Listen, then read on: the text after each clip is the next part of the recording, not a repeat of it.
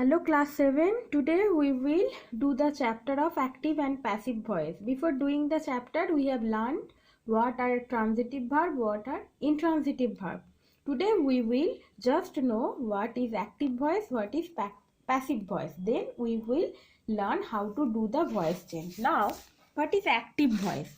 The verb that expresses that the action is carried out by the subject is said to be in the active voice. That means in a sentence when the act is carried out by the subject, অর্থাৎ একটা সেন্টেন্সে কোনো কাজ যদি subject নিজে করে তখন আমরা সাধারণত বলি কি যে সেই সেন্টেন্সটা কি আছে, অ্যাক্টিভ ভয়েসে আছে। দ্যাট মিন্স ভার্বটা যদি কি হয়, ট্রানজিটিভ ভার্ব হয় একটা সেন্টেন্সের, তখন আমরা বলি সেই সেন্টেন্সটা কিসে আছে, active voice আছে. Okay, look at this sentence. He wrote a letter.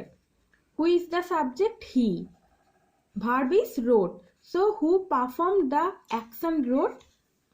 Subject he. So the verb is in active voice. Okay, so it is in active voice. Now the verb that expresses what is done to subject is to be said in a passive voice. That means when we want to express what is done, not the subject, we emphasize on the action, not the subject, we use the passive voice. Okay, so when we want to emphasize on the action or the on the subject, it is called active voice. But when we want to emphasize on the action, this is called passive voice. We mainly use passive voice for two reasons.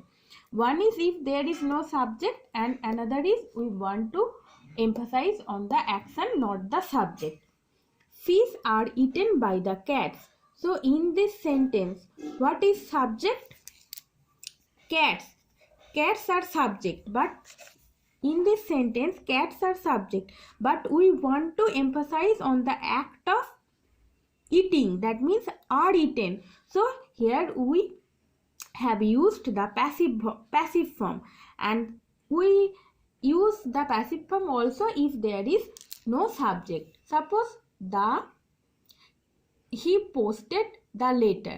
In this sentence he posted the letter.